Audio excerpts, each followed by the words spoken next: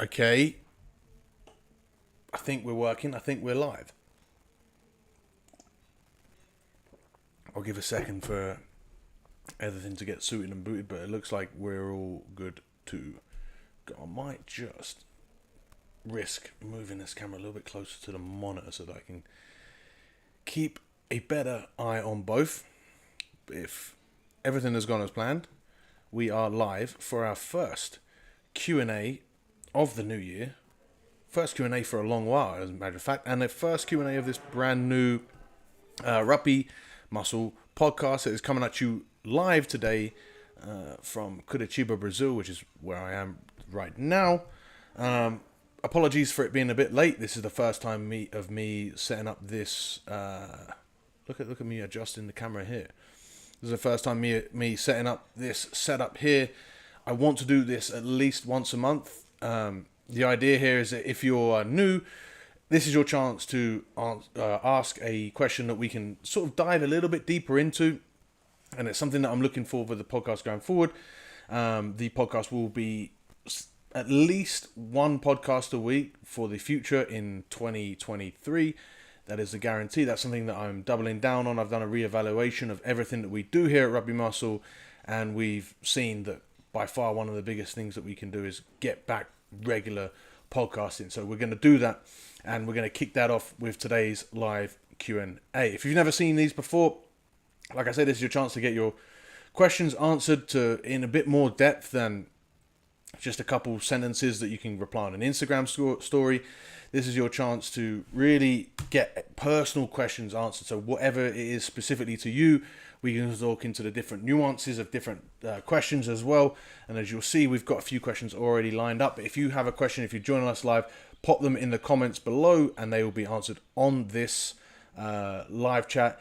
If you are watching after the fact or listening on the podcast, you can always ask any questions. And my plan for the foreseeable future is to base every single podcast pretty much that we do, and like I said, we're doing at least one of those a week, on the questions that are being asked. So Rugby Muscle is here to help you guys out, you guys that need rugby strength and condition, want to get fitter, want to be playing your best, want to get in shape, and it can kind of overwhelmed by the diet, not really sure what to do. This is the place for you to really figure that out and stop stressing, stop being overwhelmed, stop being injured, and get out on the pitch and play your best rugby and really enjoy the game. So if you have any questions that are going to help you achieve that, put them in the comments below and we'll either answer them on this podcast if you happen to join me live. If not, then we'll answer them on a future podcast. So without further ado, I think what we'll do is we'll get into the pre-loaded questions. I asked for questions on the email that you can sign up for at rugby-muscle.com just by getting our 5-day kickoff, or by downloading our macro guide. You'll be automatically entered into the newsletter. If that's something that interests you, just enter the newsletter without those gifts. I mean, why not just get those gifts and be on the newsletter? And I also asked them on the Facebook group, on the YouTube community page here. So I've got some questions pre-lined up, so I'll get into those first, and then we'll get into whatever questions we have coming through on the live. So first question I will address is from Luca Bell, who asked on the YouTube. He said, how can I manage back pain when back squatting? Do you think squats are better for someone with a bad back? That's a big question to kick off the Q&A with, Lucas, but it's a fine question. So there are lots of routes we can take with this. First and foremost, let's deal with why your back is hurting when you're squatting. Is it to do with technique? Because if it's to do with technique, then no. I think addressing that issue might be a lot better than anything else. And a lot of the time when people have technique issues, it's because they're unnecessarily trying to put on too much weight onto the bar, and they're sort of holding themselves back technically wise because they aren't willing to really lower the weight on the bar. I think I see it with squats. I mean, I see it with the power lift more often than anything else. Squats, bench, and deadlift, because you're comparing them to power lifters or to what you see other people doing. It's so common for people and doing these movements to load up the weight and forget about the technique. You've got to remember, as a rugby player, you're doing these movements to improve at rugby. So, even if you just about make parallel and then you get back up, which a lot of people don't when they're really pushing the weight. But if you do, is that giving you the full benefit? Could you actually be better off going a little bit deeper and a little bit slower and a little bit more controlled? Yes, you might not put as much weight on the bar, but it doesn't matter, because that's not the objective. The objective isn't to put as much weight on the bar and lift it. The objective is to get stronger and play better rugby. So I would really make sure that we're looking at that first. Then I would look at if your technique, or if your back is hurting because of a previous injury, then, again, lighten the weight. That might help. And if you start to feel it in your quads or in your glutes as well, or in your legs in general, great. If not, then maybe we have to switch out. And the other reason your back might be hurting from it is because your body is just not built for back squatting very well. It could be that you've got really long legs. It could be that you've got quite a long body. It could be like tall people, more often than not, aren't built to have tremendous back squats. And again, that can be solved by not lifting as much weight, or by simply putting a little bit of a heel wedge to allow your knee to come further forward. And that would fix that issue, kind of. But to go into the other side of this question, where you say, do you think front squats are better for someone with a bad back? You have so many options that I see this quite commonly, where people or rugby players will try and either back squat or front squat, or or high bar squat or low bar squat. Those are just 2.5, I guess, different movements that you can do to build strength in your legs. You can do only single leg work, and you can still work in the 3 to 5 rep range and get really, really fucking strong. You could do that with reverse lunge foot or rear foot elevated split squats.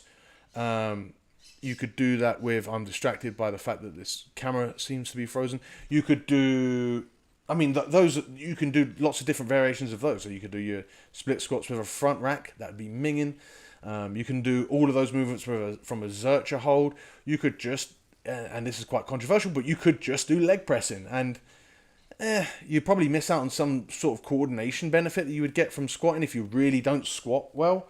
But if you do squat well and you move fine, and it just, you've got existing back injuries, then maybe single leg pressing or some sort of specific movement or some sort of specific machine might actually work a hell of a lot better for you than any sort of squatting.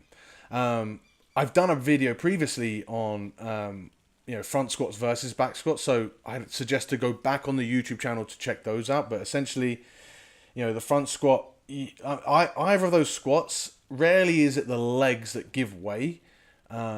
It's usually ends up being like the lower back. Sometimes it can be the legs if you've got really good technique, but more often than not ends up being kind of like the lower back or the core, particularly with front squats. When people get pinned, it's because they can't hold their core upright enough to in a controlled manner to keep that bar on their shoulders.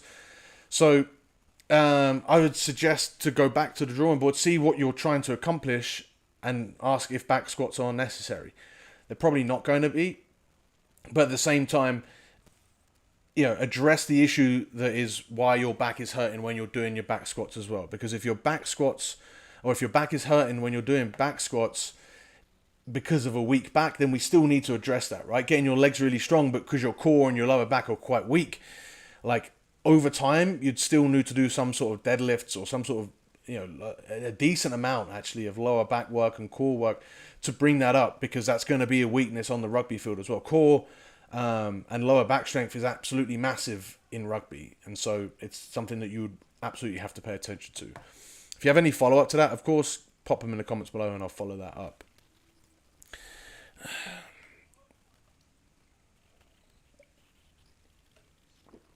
Sorry if you listen to this on the podcast and I'm gulping really loud. I've got a new microphone and we're testing it out for the first time today. It seems good. And with this new software that I've got on my Mac, I'm able to have my Mac this side, read the questions, and have the camera here, which is, I've never done this before for the live as well. So production values are going up. We are investing in these videos. So hopefully you guys are rewarding them. And if you are, and you've made it past this first question, you're still intrigued to keep listening, give me a thumbs up. Give me a comment on in the comments below on the YouTube, or give us a 5-star review either on Spotify, where most of you are now listening to this, or on whichever podcast platform you use. And with that, we'll move on to a question that has been asked on the live from Harrison. He's a fellow Pole. Harrison, I'm assuming with the first name Harrison, you are a second or third generation Pole like myself. And he says, Shvedchik. He says, what exercise to do for a full body day? Overall, if you're doing 2 or 3 full body, that's a great question. First off, I'm glad that you're doing full body days. Welcome to like good rugby strength and conditioning. Like, you shouldn't be separating your you should rarely be separating your body parts into chest, back, legs, etc. If you're trying to play your best rugby, it just doesn't. That's not the way to get the best stimulation to improve your on-field performance. Full body days are always going to be the best. You know, even if you are heavy, even if you're doing a heavy leg emphasis, there's no reason that you can't sprinkle in some arm work or some shoulder work or some core work on those days. You know, and therefore every day becomes a full body day anyway, and that's how we should be looking at training. So Harrison, the answer to this question is basically anything that you want to do. Now that's a crap answer, so let me give you a bit more like of a structure. Essentially what you would want to do is you'd want to cover off some sort of squat, some sort of push, like upper body push, some sort of upper body pull. That's about it. If you want to get more in depth, you'd do a squat, and then you would do some sort of hinge, and maybe this is overall through the week. So through your sessions, you want to hit these, depending on how many times you're training a week, these are the movements you're looking for. So you're looking for some sort of squat variation. Now that squat could also be a split squat. That would be fine. You don't have to do a front or a back or a barbell squat. That squat could also even just be a leg press or a goblet squat. Any sort of squat variation is grand. It could be a step up, something I missed earlier, because those aren't great to load up heavy, but you could absolutely do step ups. Then you would look for a hinge variation, so a deadlift type variation.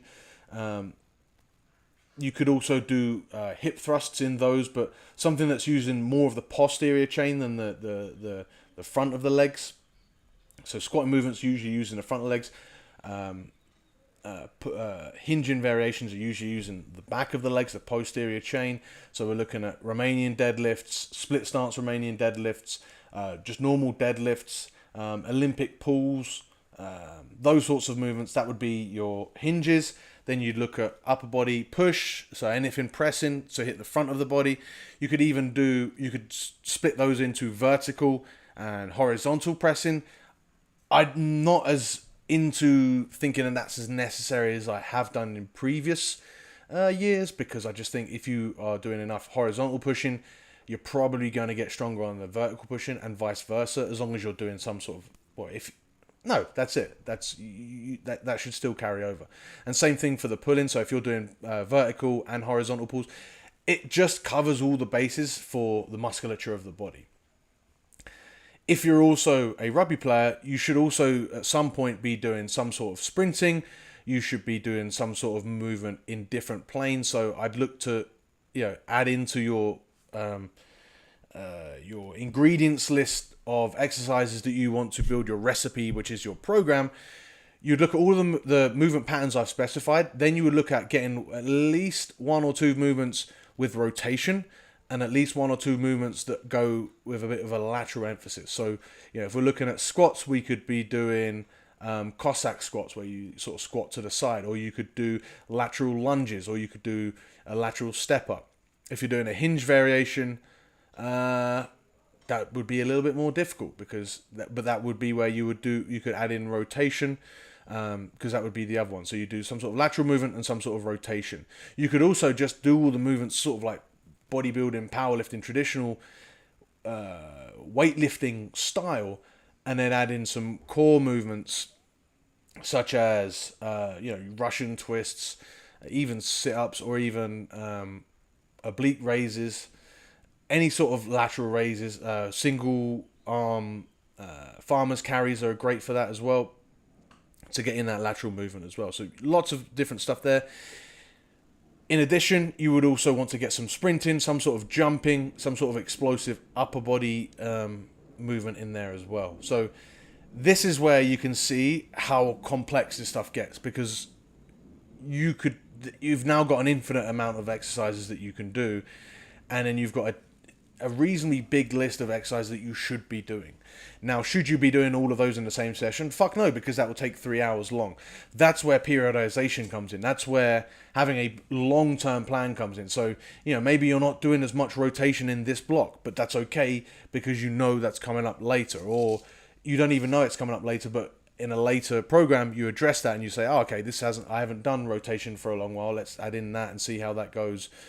And you keep progressing in that way. That's sort of like, in just to trying to address this question in an efficient manner, you've seen how complex even the most basic of rugby strength and conditioning can be under the hood. On the surface, you could just have bench press, Romanian deadlift, front squat, pull-ups, single arm bent over rows, single arm dumbbell rows, which could actually hit that rotation, single arm dumbbell push press, and maybe you would do some sort of Copenhagen planks. You could do some lateral planks. You could do some whatever abs you would want to throw on top of that, and you could have a program right there, right? So on the surface, it looks really fucking simple. Under the hood, not so much, So there's a lot to think about there. I've got a playlist that I will put in the show notes about. Let me just make a note to make sure I put that in. How to build your rugby program, and so that really talks into in depth of how to do that. The other way that you can also build a really good rugby program is to visit rugby-muscle.com and get it built for you, because you're always going to be questioning, trust me on this, if you're someone that gives a shit about how you perform, you're always going to be questioning whether you're doing enough. You're always going to be questioning whether what you're doing is right and whether you're wasting your time. And if you're asking that question, then you're not probably going to commit to the process fully, because as soon as it gets hard, you're like, oh, what's the fucking point of this? The brain's not stupid. You can't trick your brain to say, no, this is definitely going to work. Like, if you're questioning if what you're doing is right, your brain's going to say, fuck this, we're not putting in 100% effort. And then you're going to not get 100% results. And before you know it, you're going to spin your wheels every 3 weeks. And that's why I do what I do here at Rugby Muscle. And if you're interested, Rugby-Muscle, blah, blah, I knew I'd get this wrong at one point in this podcast. Rugby-muscle.com for all your needs. Next question comes from the YouTube community tab. Brian Hurley asks, hey DJ, just started listening to your podcast and I think it's great. Thank you so much.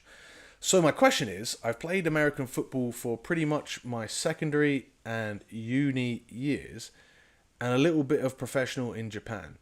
I'm 28, soon to be 29. Is it too late to try rugby out? I'd love to play in Japan professionally, but I'm not sure. No, it's definitely not too late to try out. Definitely not. Particularly if you're from an athletic background, I would just go, I'd say it's very, very, very ambitious to say that you want to play professionally, but it's definitely not out the realm of complete possibility. It would just be really difficult. But I'm not here trying to quash that. I'm here to say, if that's your sole reason to play rugby is to play professionally, I don't think that it'll happen that way. Because it just will lead to burnout. It's a long process to get good at rugby. There's lots to do, as far as lots of different areas. It's not just being a good athlete. It's a game, right? It's a sport where there's so much going on, and I think that if you're just saying, I want to be professional because I'm already a decent athlete, yeah, good luck with that. I think we've got a question coming up later in this pod where you see how in depth we can get with rugby, and that's not to say there's no chance of it. That's to say, Give yourself time. If you're brand new to rugby, and this is what I say as I coach, like my team as a actual rugby coach in the US, I'll pick up quite a lot of guys that start rugby in their 20s, from similar athletic backgrounds, probably not playing semi-professional or professional in other sports, but they'll have a decent background, and I'll say, right, so don't gauge yourself from your previous sport coming into this new sport. Gauge yourself as a complete beginner. Give yourself 2 years to really be shit. And then if you get good before then, great, like you've exceeded your expectations. But give yourself 2 years of sucking and then put some pressure on yourself. So if you're soon to be 29, don't think about doing anything until you're at least 31, I'd say. And then think, okay, now by the time I'm 31, am I going to be physically on my decline? If you're doing good with your strength and conditioning, if you're taking good care of yourself, perhaps not. If you've had a brutal athletic career in American football and you're battered, that might be a little bit more difficult. But if you're taking good care of yourself and you're 31, you could still, especially considering this is all new, keep improving your physique, but also maintain your physical abilities and just have them be in a place where they facilitate you learning and playing rugby at a higher level a little bit faster than the average person. And so that would be fine. But take 2 years to really embrace being crap and just enjoying rugby for what it is. And that way, even if you hit 31, 32, 33 and you're not professional, you'll have found a new sport, a new...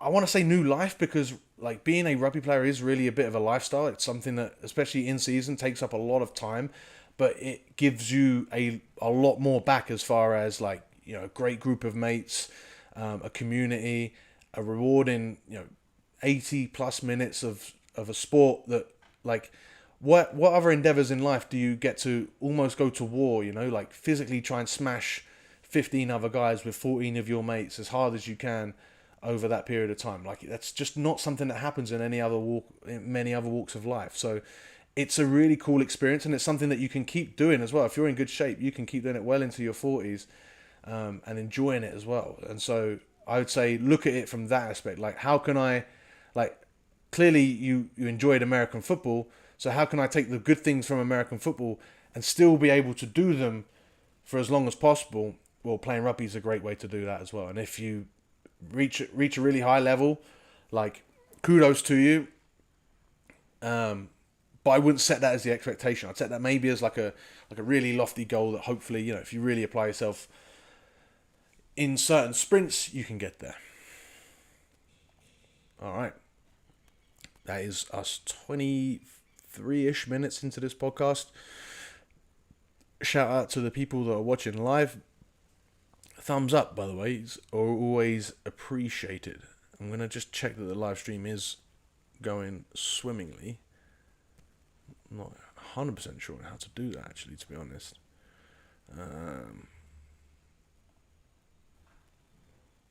But whilst I'm doing that,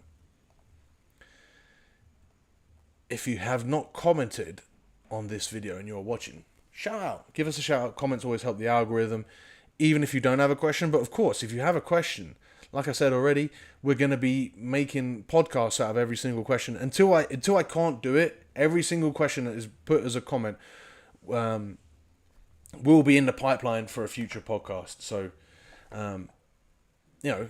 get in there and bloody get those questions coming. It looks like it's working, but I can't confirm that until I click that. Oh, this person says it is going well, but that thumbnail's proper weird as well, isn't it? Okay, looks like we're good.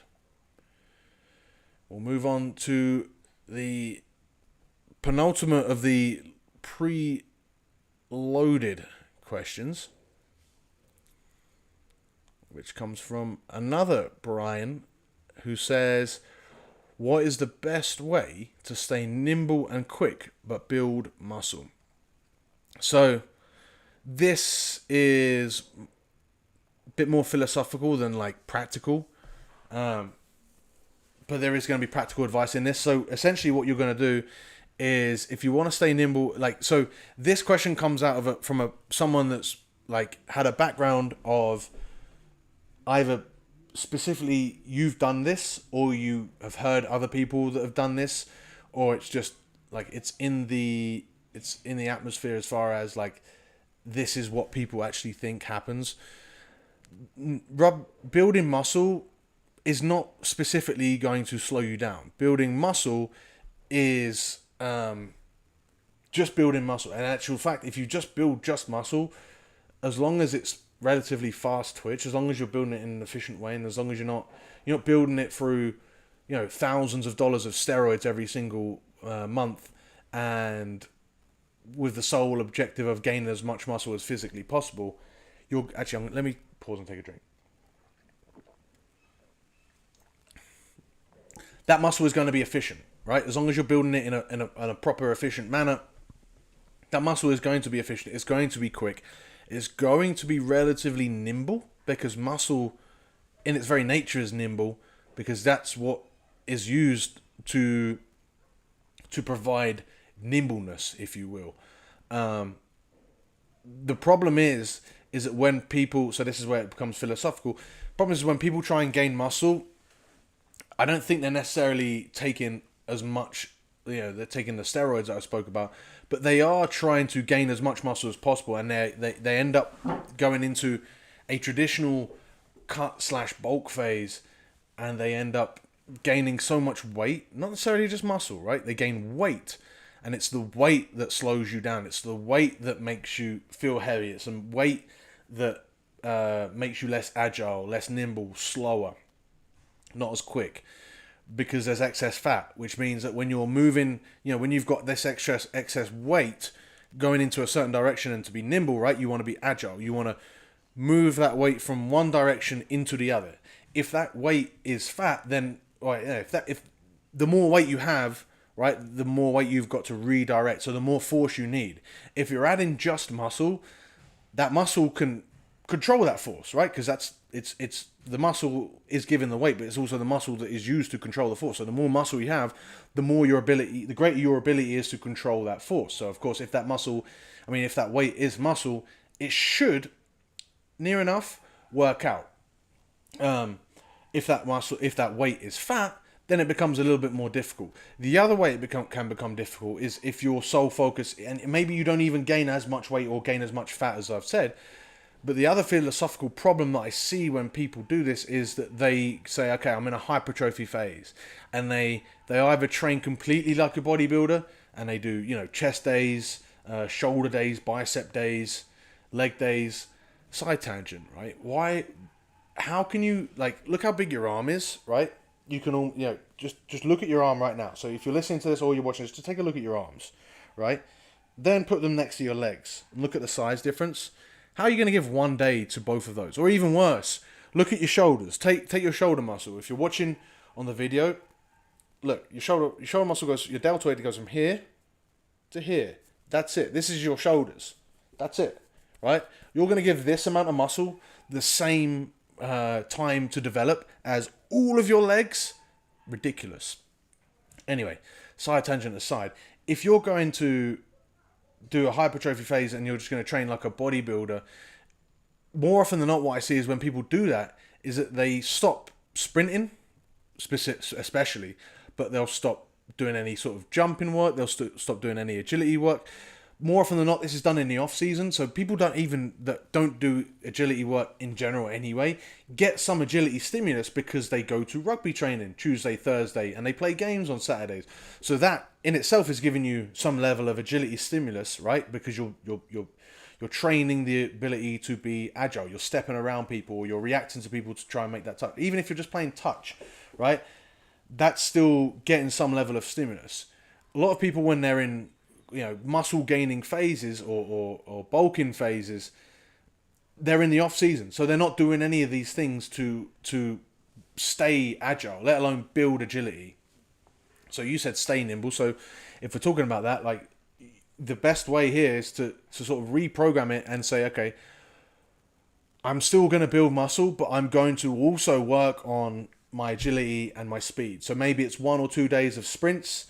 Maybe it's just 1 day of sprints and agility combined into one. Maybe it's just doing a bit of explosive work at the beginning of your 4 full body weight sessions. All of those are fine approaches. It's about how you manage it. But in general, you just want to make sure that you're still getting that stimulus in whilst building that muscle. You're never going to build muscle fast enough as a natural anyway. I don't know why I said that, because it's like that's when you hear about people building muscle, more often that comes from roided up bodybuilders. If you're going to build muscle as a rugby player, as an amateur rugby player, or even as a professional rugby player, you're hoping for, like, what would be huge is if you were to gain 3 to 5 kilos of muscle over a year. You're going to tell me that's going to significantly slow you down, or you're going to tell me that you need to, just do bodybuilding exercises for a 12-week phase just so that's how you can get the most amount of muscle. No, you still want to stay explosive, or you can still keep staying explosive whilst you don't need all of your volume to be in hypertrophy volume. You can get stronger, you can get more, you can do core work, you can do movement work, you can do so much stuff on top of your hypertrophy and sort of keep that hypertrophy sort of running in the background. And that way you're going to continually gain muscle throughout the year, which is what you need to do. And more is not more, but it's about 50% facilitated by making sure that you're eating good food consistently. And then on top of that, getting enough volume in to keep the muscles growing. That's how you do it.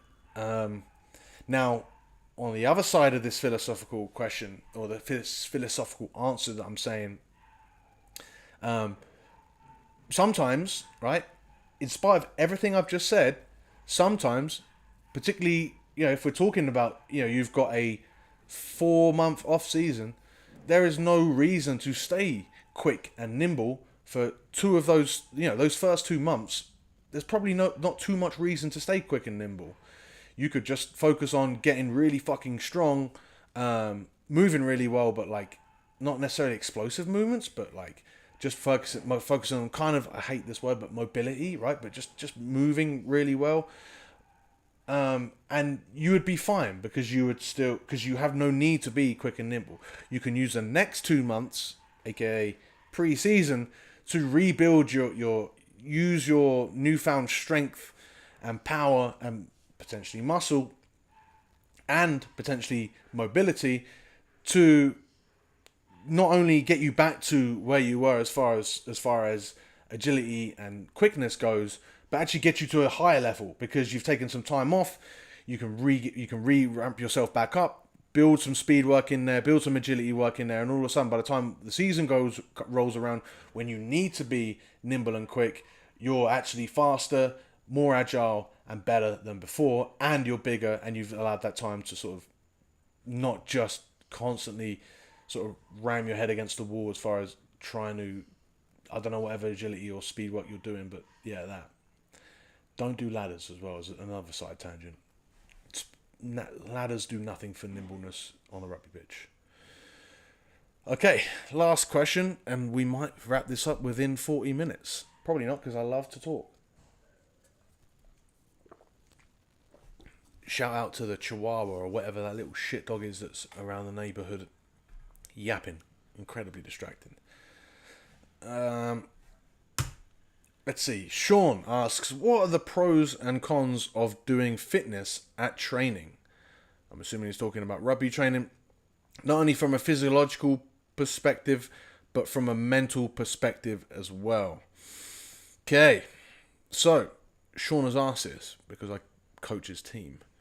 And we don't do fitness at training. So he's trying to pick my brain as to why I don't do fitness at training. And I will tell you. So, let's go with the pros of doing fitness at training.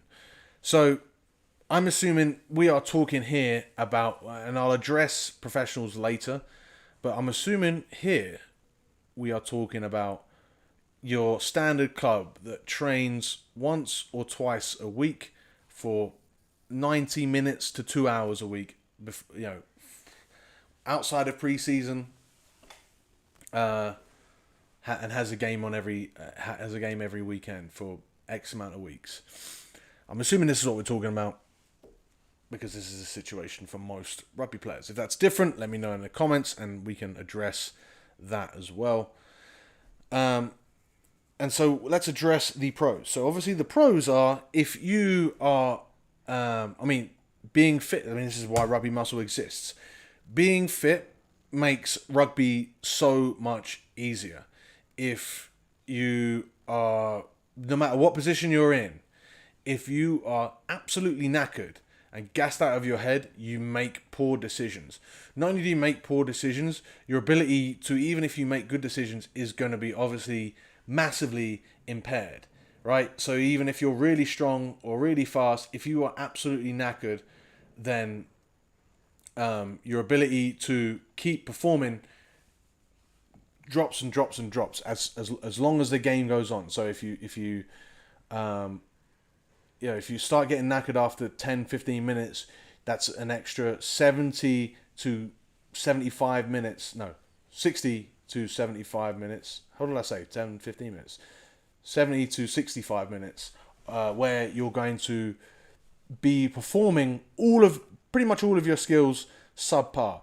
You're also going to be mentally, like I say, like you're so focused. It's a classic quote from the NFL coach that his name is on the tip of my tongue, who said, "Fatigue makes cowards of us all." Shout out to him. Comment below the name of that guy. What is his name? Let me know in the comments. Fatigue makes cowards of everyone. So, right. So if you're reducing that fatigue, you're reducing you're reducing your ability, or you're reducing the probability that your team is going to be cowards. They're going to be more impactful. You're making your team they're probably going to be better in contact situations. They're going to be better at all of their skills because they're fitter throughout the entirety of the 80-minute game.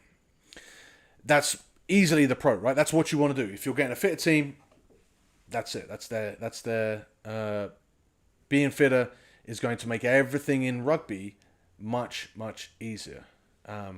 Both ends of the spectrum, right? If you've got good aerobic fitness, everything becomes easier. If your top end ability is also really high, so if you're working, I'm going to include this, even though this is already going to go into one of my cons arguments, but if we're looking at the high end, so your strength, power, and speed, which is also fitness, right? If you've got a real good top end ability, even as your ability diminishes as the game goes on, you're still diminishing to a level that is above where you were previously, right?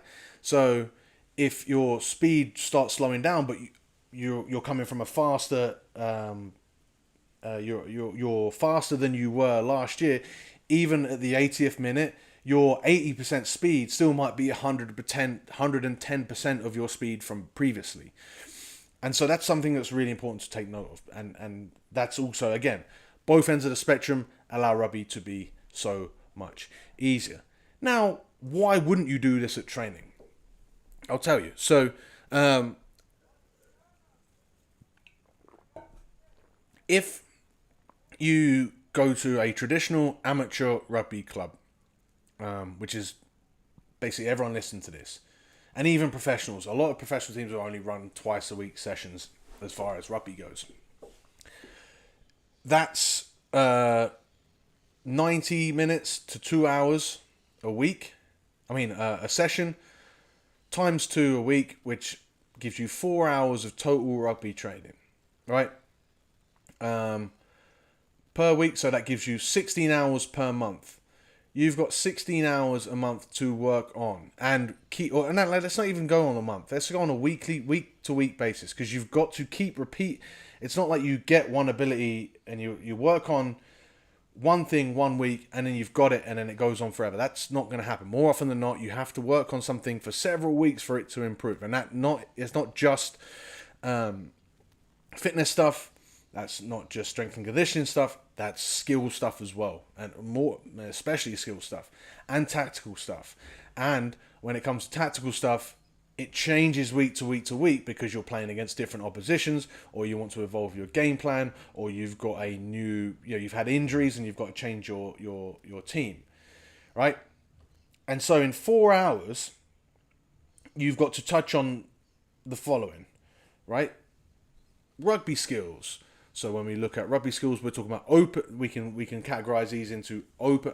If I'd have got this question earlier, and maybe I'll do a complete breakdown, but let's give this the Cliff Notes version and without the notes. But I can break this down. Looking at rugby skills, you're looking at open play skills. So you're looking at passing,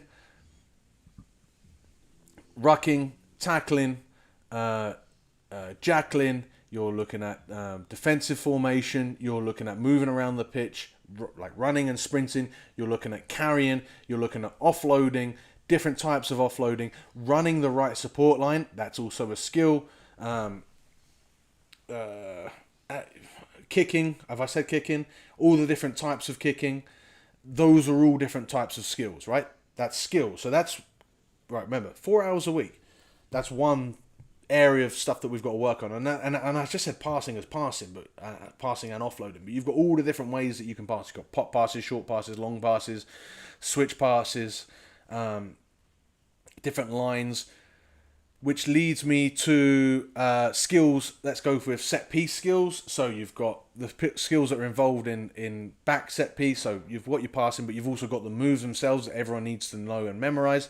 Then you've got your forward set piece. So you've got your scrum, different positions in the scrum, different emphasis of scrum, whether you want a tight head, whether you want a loose head, whether you want a full ball, or whether you want to dig your feet. That can't just be done in one session. You've got your line out, so you've got your better skills of your line out. So you've got the lifting and the jumping and the catching and the moving around to, off-put the opposition, and so that you can find space to jump. That itself is a skill. It's not easy just to jump or to move an opposition line out to where you want it to be so that you can jump up and uncontested. Then you've got the tactical stuff of those line outs. So, actually rehearsing the calls and what they mean. Because it's not just the ability to, it's not just the skills that go into line out. It's actually, I think most people, when it comes to line outs, they think it's either all skill as far as like getting up in the air as fast as they can and getting in an efficient jump and lift, or it's all the move. And you rarely see people working both until you get to real high levels where, both are done. But more often than not, I see in club level is people don't work on the basic skill of lineouts. They just work on, okay, these are going to be our calls. These are going to be what we're going to go with. And then they just practice the calls without actually practicing the skills. Practicing the skill of lineout, lifting and jumping is massive. That's going to give you more leeway, even if your calls don't go perfectly, to still have a positive outcome with the lineouts. Then you've got your whole team set pieces. So whether you've got a double phase set piece, or whether you've got different set ways of playing in different areas of the field. Then you've got your open play tactical stuff. So again, different areas of the field. Where do you look to kick? Where do you look to carry? What sort of lines are you looking for? How are you looking to take advantage of different things that the opposition is showing you? This stuff is really fucking difficult. And the higher level you get, the more intricate this stuff all gets. And I've only spoken pretty much about offensive stuff. So you could do all of what I've just said, basically, as far as like the set piece and the open play and all of this. And I'm sort of, I have no structure as to where I'm going, like written down this, because I could easily formulate this plan, and you could do as well.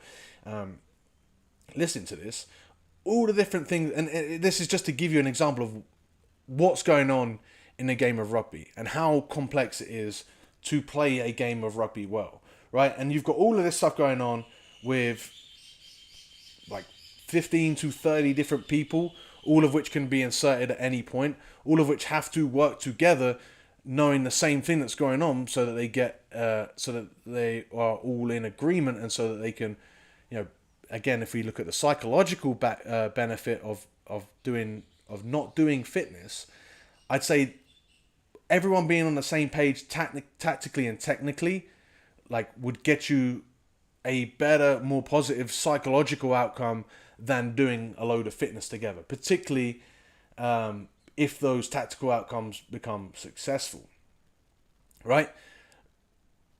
I've seen it with teams where, even if they're really fit, I mean, fitness hasn't got anything to do with this, but they're not on the same page tactically, and so you have a fly half that always kicks, and then the rest of the team moan at him, but maybe they're not fit enough to get to the right position, or they don't know what they're supposed to be doing from certain positions in the field. Whereas if you've got a team that knows, okay, whenever we're in our 22, we kick, or if we're in our own half and we've done 4 phases and we haven't broken the gain line, we kick. Everyone knows and is in agreement. Therefore, again, psychologically, you're a little bit more together because you know what's going on. You know what's expected. Technically and tactically on the pitch, you know that's happening. Therefore, you're more likely to get a better chase and have a more positive outcome of that because you all know what's going on, right? And so that's a mini overview of what a rugby coach is trying to accomplish in 4 hours of training a week. Maybe we take 15 minutes of that off for warming up, right, for each session. So that's 3.5 hours max. And these are all the things that we've got to work on. All of these different skills, some of which could be their own sport. Lineouts could be its own sport. Rucking could be its own sport, right? These things could be their own sport because they're that in depth. And they kind of are. To go back to the American football question, right? The whole sport of American football to a running back is just carrying and kind of running plays, right, for an opening to maybe receive a pass or blocking. That's the whole sport for that person, or for a wide receiver, kind of blocking, but it's just running and then making a catch, right? That's the whole sport for the person in that position. Whereas the whole sport for you as a rugby player is way more complex.